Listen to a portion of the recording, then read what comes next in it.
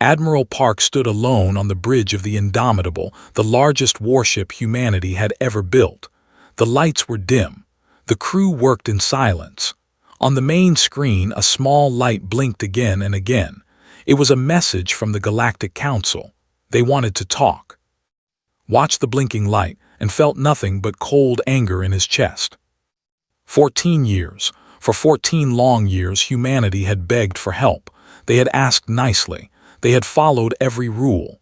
They had done everything the galaxy told them to do. And what did they get in return? Nothing. Less than nothing. They got excuses and delays while their people died. He remembered the day it all started. He was a young captain then, stationed at the colony on 442B. It was a beautiful world with blue forests and silver oceans. 300,000 humans lived there. They built cities. They raised families. They thought they were safe. Then the came. They were an old species. They had ruled their part of the galaxy for 10,000 years. They did not like humans. They thought humans grew too fast, spread too far, asked too many questions. So they decided to teach humanity a lesson. Still had nightmares about that day. He remembered the sky turning red as ships entered the atmosphere. He remembered the sound of bombs falling on the city. He remembered carrying wounded children to the evacuation shuttles while buildings burned around him. Humanity did what any civilized species would do. They went to the Galactic Council and asked for help. The Council was supposed to keep peace in the galaxy. They had laws against attacking colonies. They had rules against killing civilians. Surely they would help. The Council listened to humanity's complaints. They nodded their heads. They said they understood. Then they formed a committee to study the issue. The committee would need time to gather information, they said. These things could not be rushed. While the committee studied, they attacked again. This time they hit New Sol, a mining colony with 40,000 workers. They did not just bomb the colony. They landed troops. They gathered all the humans in the central square. Then they executed them one by one while cameras recorded everything.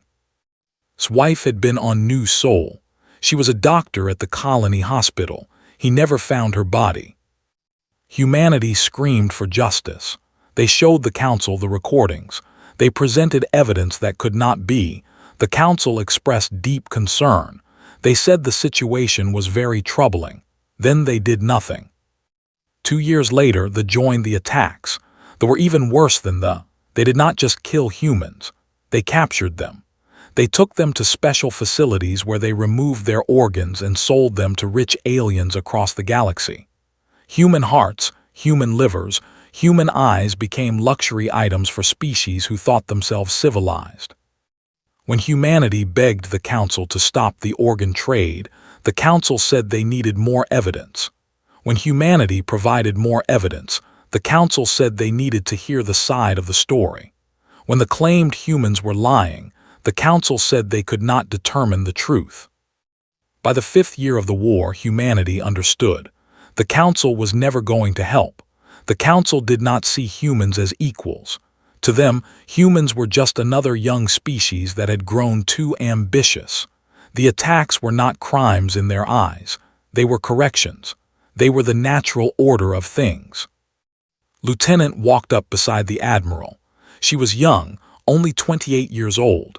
She had been born during the war. She had never known peace. Her entire generation had grown up knowing that the galaxy wanted them dead. "Admiral," she said, "the fleet is ready. All 700 ships report full combat status." 700 ships, almost smiled at the number. 12 years ago, humanity had exactly 23 warships. They were small, weak, and poorly armed. They had destroyed half of them in a single battle. But humanity was stubborn. Humanity refused to die. Every factory on Earth had stopped making consumer goods. They made weapons instead. Every scientist had stopped their research. They worked on military technology instead. Every able-bodied adult had trained for combat. Children learned to shoot before they learned to read. The entire human species had become a war machine, not because they wanted to, because they had no choice. Now they had 700 ships. Each one was larger and more powerful than anything the galaxy had seen before. They used technologies that the elder races thought impossible. They carried weapons that had never been tested in real combat. The blinking light on the screen continued its pattern. The Council wanted to negotiate. Of course they did.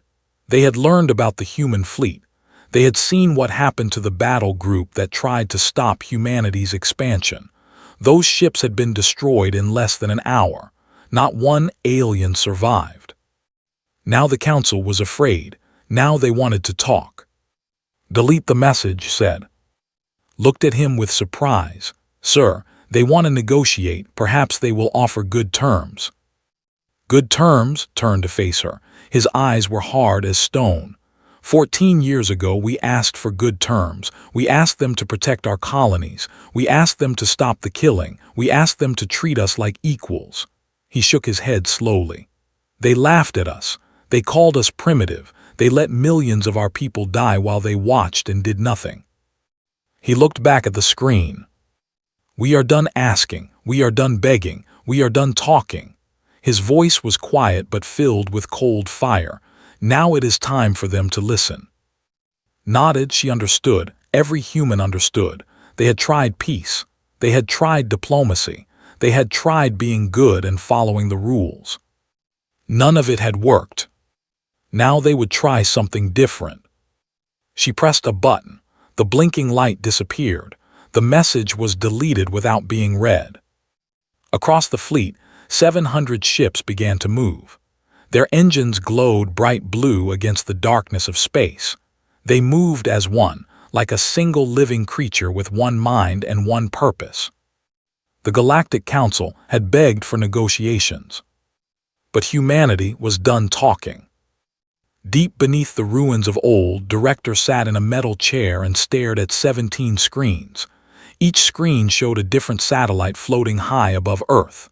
These satellites looked ordinary from the outside. Small, simple, unimportant. But together, they were the most dangerous weapon humanity had ever created. Was 63 years old. Her hair had turned gray during the war. Her hands shook sometimes when she was tired. But her mind was still sharp, still burning with the same fire that had kept her alive through 14 years of hell.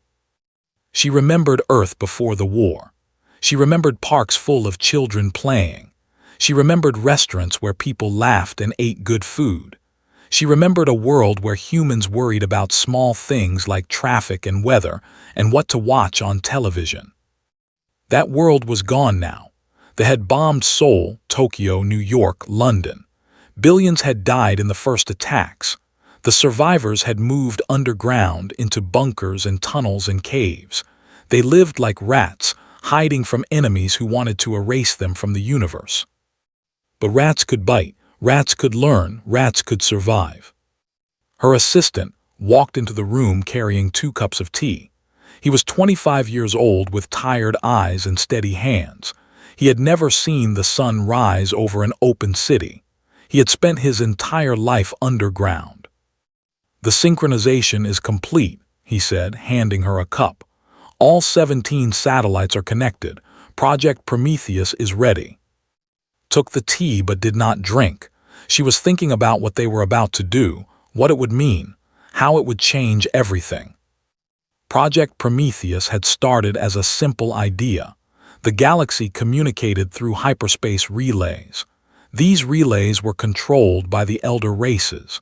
They decided what messages could pass through. They decided who could talk to whom. They had complete control over information. But some human scientists had discovered something interesting. There was another way to send messages. It used a strange property of tiny particles that the elder races thought was useless. When 2 particles were connected in a special way, they could share information instantly. It did not matter how far apart they were. The connection was immediate. The elder races had known about this for thousands of years. They had decided it was impossible to use for real communication. The energy requirements were too high. The calculations were too complex. No computer could handle the load. They were wrong. Humanity had built a different kind of computer. Not one big machine, but millions of small machines working together. Every processor on Earth was connected.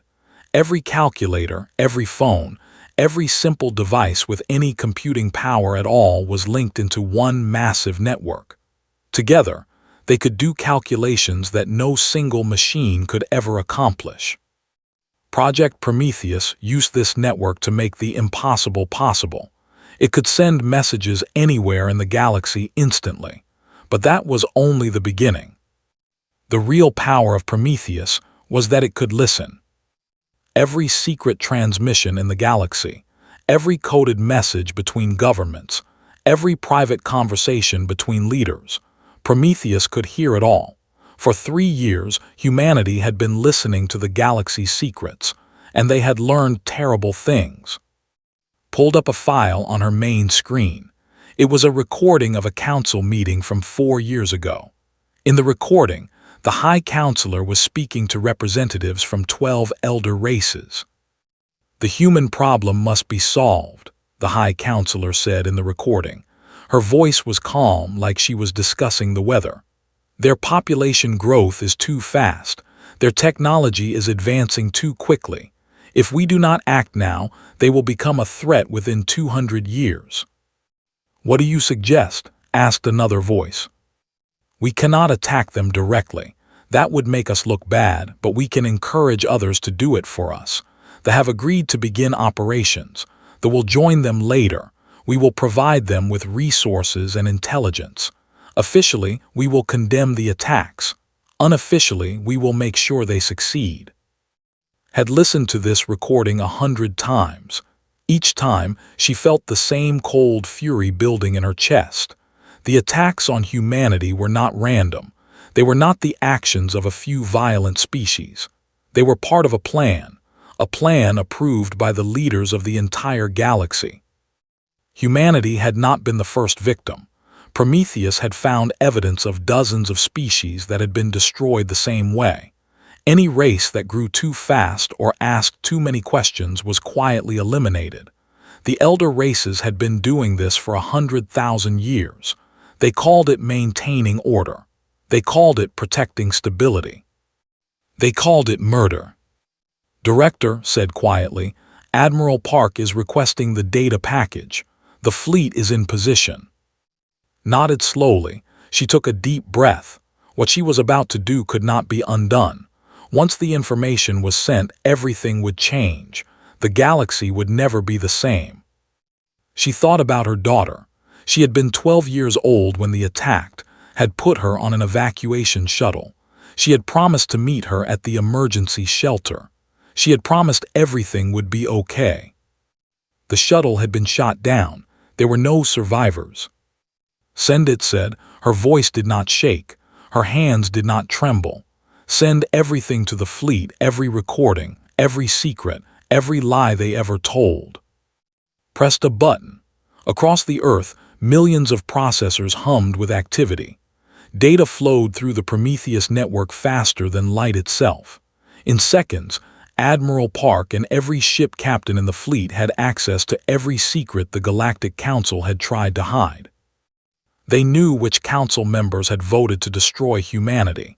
They knew the exact plans for the final invasion of Earth. They knew which species had helped and which had looked away. They knew everything. Finally took a sip of her tea. It was cold now, but she did not mind.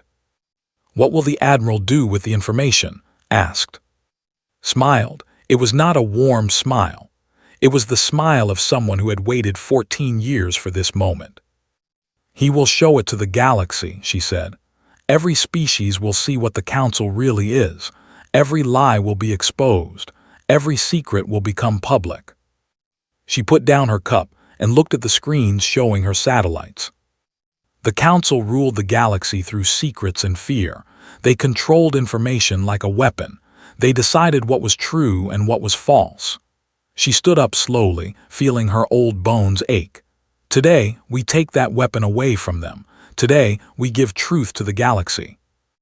Outside, far above the underground bunker, the sky was dark with smoke and clouds. But somewhere up there, 17 satellites were humming with power, ready to change the course of history. The weapon the galaxy never expected was not a bomb or a ship or a soldier. It was the truth. Sanctum Prime was the heart of the galaxy. It was a massive space station, larger than a moon, built at a place where 17 hyperspace paths came together. Every important species had an embassy there. Every major decision was made there. The Galactic Council had ruled from Sanctum Prime for 100,000 years. No one had ever attacked Sanctum Prime. The very idea was crazy. The hyperspace paths were guarded by ancient weapons that could destroy entire fleets. The station itself was protected by shields so powerful that even a star exploding nearby could not damage it. Attacking Sanctum Prime was impossible. Admiral Park attacked it anyway. The plan was simple but required technology that should not exist. Normal ships traveled through hyperspace paths. These paths were like roads through space. They were fast, but they could be blocked and guarded. The Council controlled all the major paths.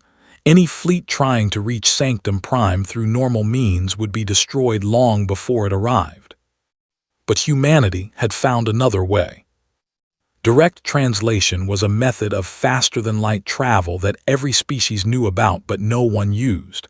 It required solving mathematical problems so complex that no computer could handle them.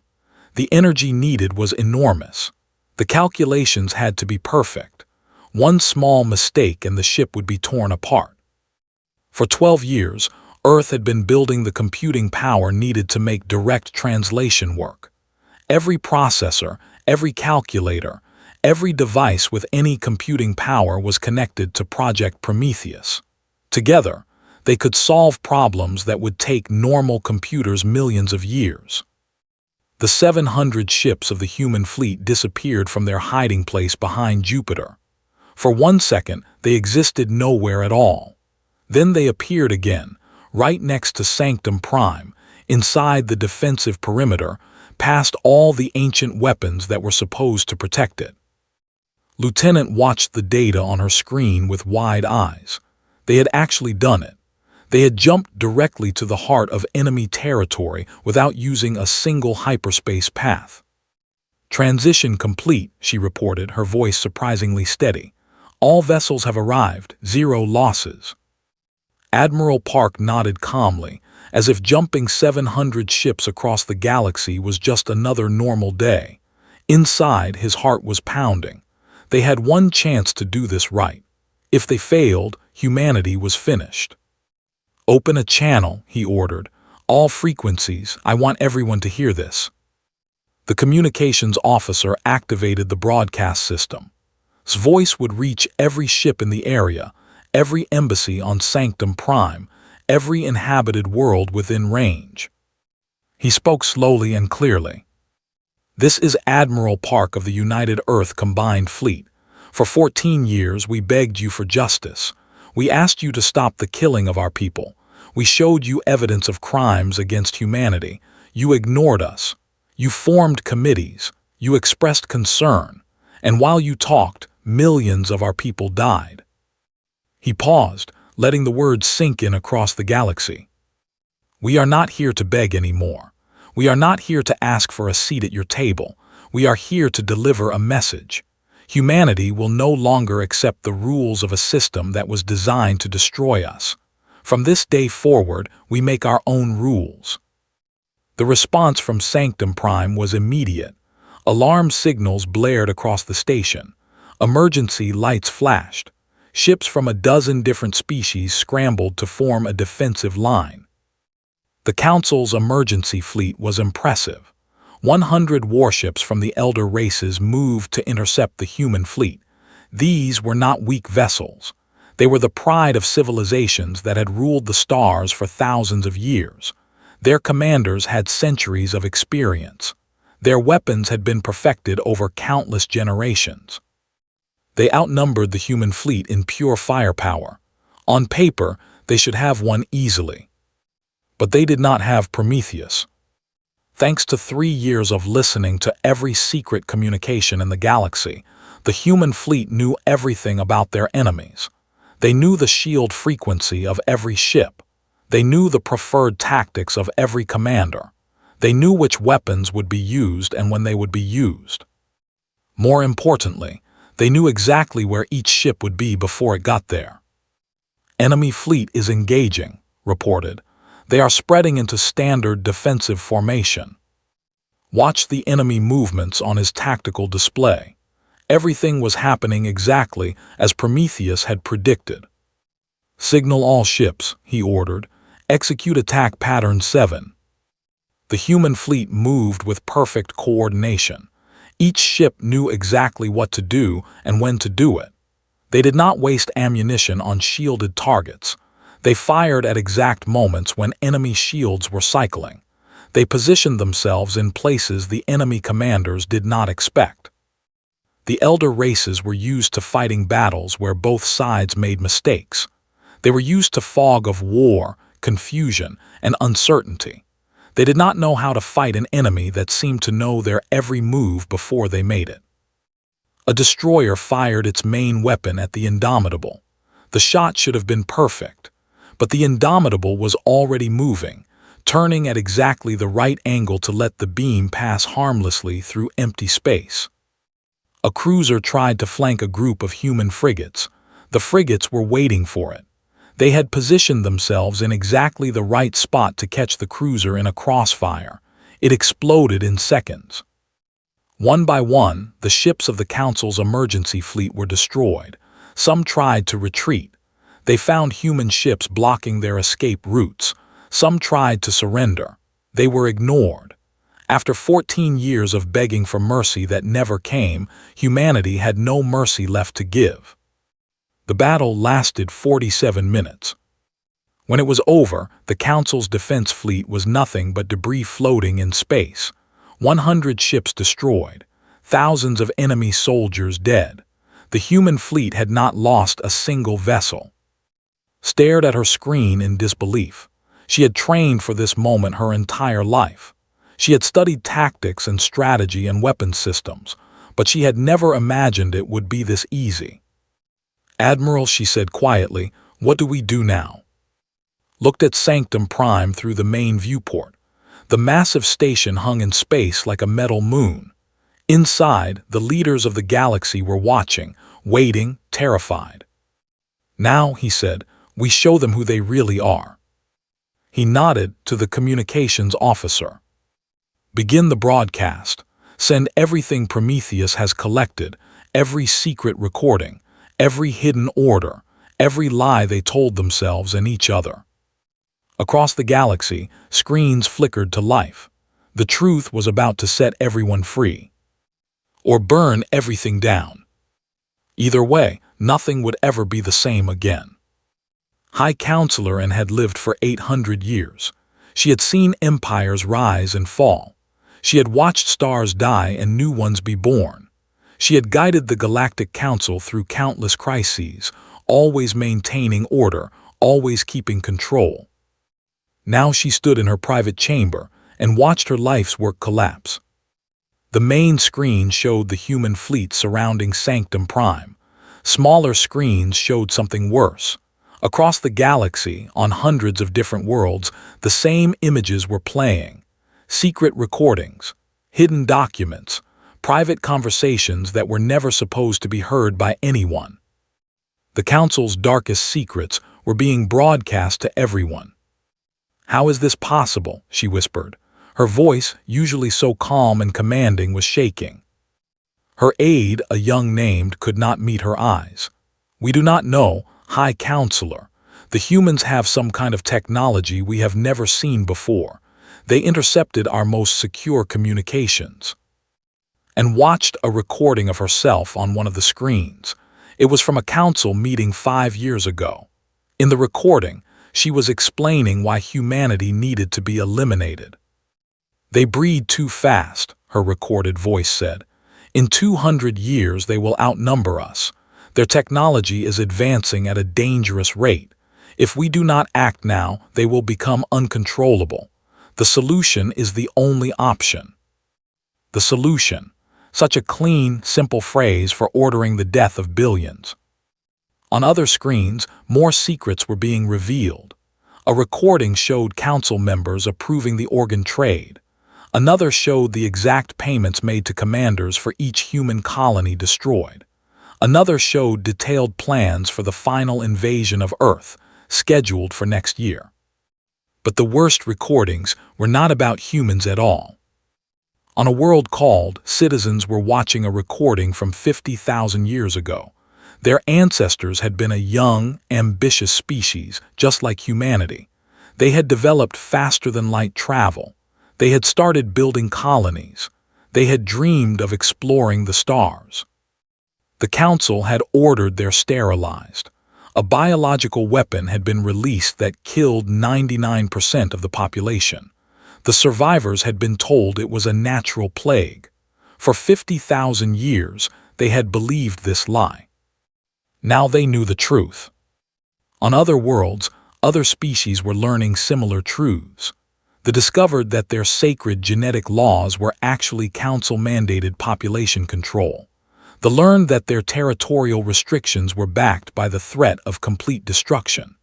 They found out that their civil war, which had killed half their population, had been deliberately started by council agents. The galaxy had been built on lies, and now everyone knew it. Send another message to the humans and ordered desperately. Tell them we will give them anything, full membership, reparations, their own territory, whatever they want. Sent the message. The response came seconds later. Admiral Park appeared on screen. His face was calm, but his eyes were cold as ice. "We told you," he said simply. "We are done talking." Then the transmission ended. And felt fear for the first time in centuries. The humans could destroy Sanctum Prime whenever they wanted. Their fleet was right there, weapons pointed at the station. One order and everything would end. But the humans did not fire. Instead, something worse happened. Another transmission began broadcasting. This one came from Earth, from a human woman with gray hair and tired eyes. "My name is," the woman said. "I am the director of Project Prometheus. For 3 years we have been listening to your secrets. We know what the Council really is. We know what they have done to us and to dozens of other species." She paused and her expression hardened. "We could destroy your station. We have the power to do it. We could we could do to you what you did to us and so many others." She shook her head slowly. "But we will not, because we are better than you. We refuse to become the monsters you wanted us to be." And felt a tiny spark of hope. Perhaps the humans could be reasoned with after all. Then continued speaking, and that hope died. "Instead, we are going to let you live with what you have done. We are going to let every species in this galaxy see who you really are. And when they come for you, and they will come, we are going to watch." The transmission ended. For a moment, there was silence. Then N's communication system exploded with incoming messages. Leaders from a dozen species were demanding explanations. Others were declaring their withdrawal from the Council. Some were announcing that they would seek justice for the crimes committed against their ancestors. Those survivors of the plague that the Council had caused were the first to call for war. They wanted blood. They wanted revenge for 50,000 years of lies. Others quickly joined them. Species that had been loyal council members for thousands of years were suddenly asking questions that no one had dared ask before. Why had the council kept these secrets? What else were they hiding? Could anything they had ever said be trusted?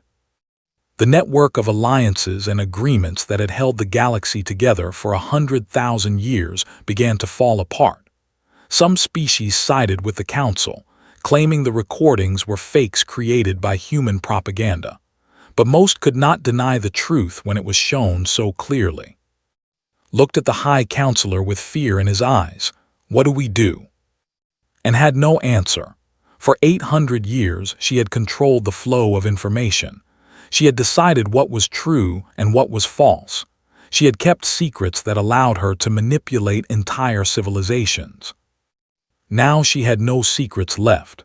The truth was out, spreading across the galaxy faster than any fleet could travel, and there was nothing she could do to stop it. Through her window, she could see the human fleet, still holding position, still waiting. They were not attacking. They did not need to. They had done something far more devastating than any weapon could achieve. They had told the truth. And the truth was tearing the galaxy apart.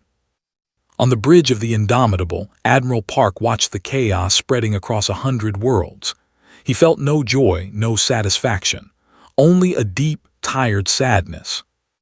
"It is done," he said quietly to Lieutenant. "There is no going back now." Nodded, she understood. They had not come here to conquer, they had come to change everything. And they had succeeded. 1 year had passed since the Battle of Sanctum Prime. The Galactic Council no longer existed. Its great hall stood empty, its chambers filled with dust and silence. The elder races that had ruled for 100,000 years were now fighting among themselves, each one blaming the others for the lies that had been exposed. The Dominion had collapsed completely. Their subject species had risen up against them when they learned the truth about the Council's crimes. They was now surrounded by enemies on all sides. Their great fleet was scattered, their leaders hiding in bunkers deep underground.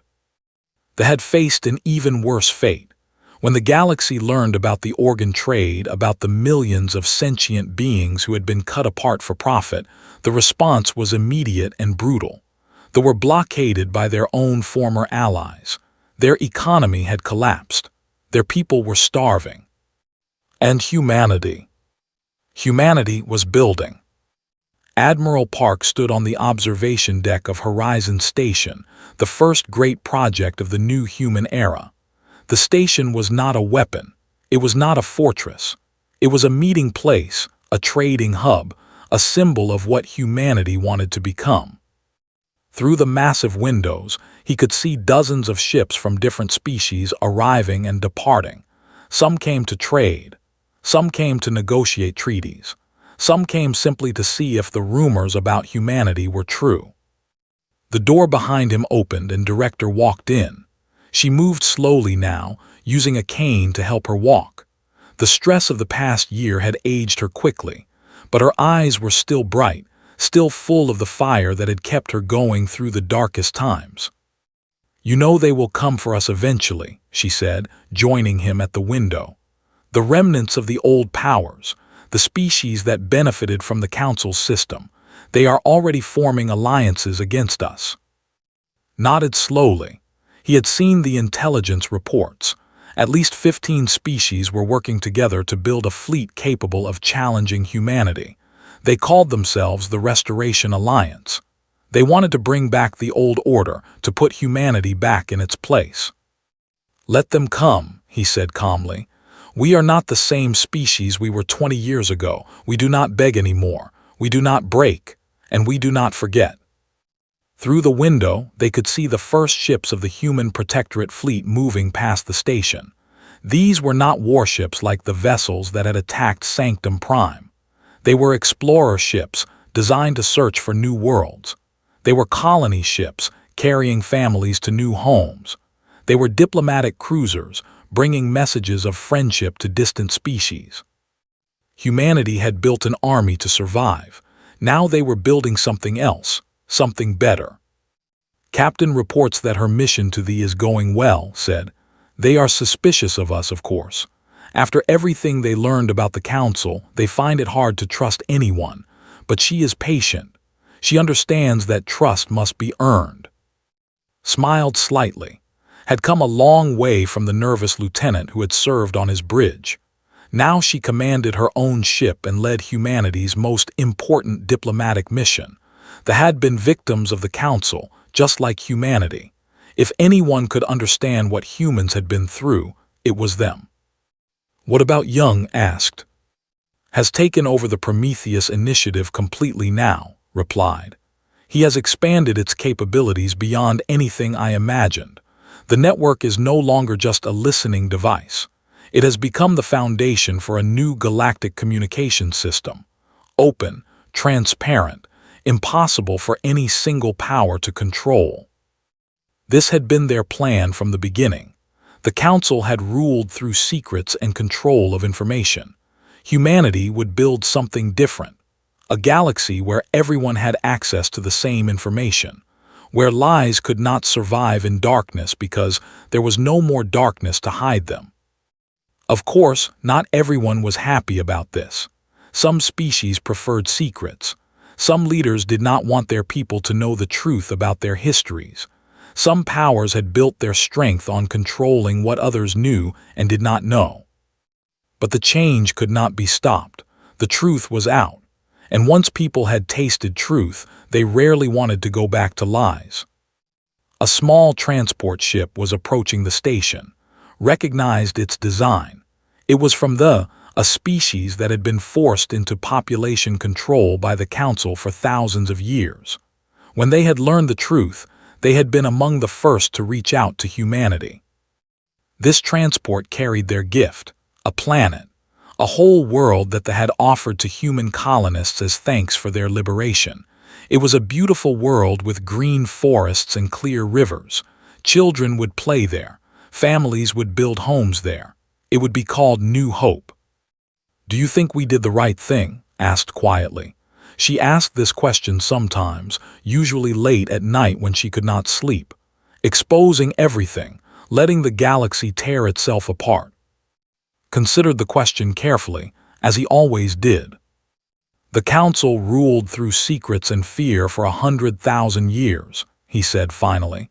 They kept every species isolated, suspicious of each other, dependent on Council protection. They were not keeping the peace. They were keeping control." He watched a passenger liner depart from the station, carrying colonists to New Hope. "We did not tear the galaxy apart. We just showed everyone the cracks that were already there. The lies that were holding everything together were always going to fail eventually. We just made it happen faster." Nodded slowly. She was not entirely convinced.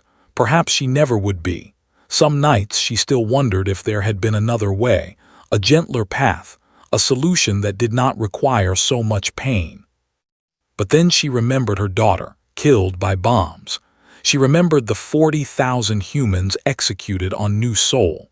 She remembered the children who had been harvested by She remembered all the innocent people who had died while the galaxy watched and did nothing. No, there had been no other way. The old order would never have accepted humanity as equals. It had to fall so that something better could be built. Through the window, a new ship was approaching. It was small and damaged, clearly from a poor species without many resources. A message came through the communication system. "Human Station, this is the vessel Hope of the people. We have traveled far to reach you. We have heard that humanity offers friendship without conditions. We have heard that you help species that have been hurt by the old powers. Is this true?" Looked at, she was smiling, really smiling for the first time in years. "Yes," she answered the transmission herself. "It is true. You are welcome here. Tell us what you need." Outside the window, the damaged ship moved slowly toward the station. Behind it, the stars stretched out forever, full of worlds and species and possibilities that humanity was only beginning to explore. The war was over, the lies were exposed, the old order had fallen. And in its place, something new was growing, something built on truth instead of lies, on friendship instead of control, on hope instead of fear. Humanity had been pushed to the edge of extinction. They had begged for help and been ignored. They had pleaded for mercy and been laughed at. Now they stood at the center of a new galactic age, not as conquerors, not as masters, but as builders of something the galaxy had never seen before. A future where no species would ever have to beg again.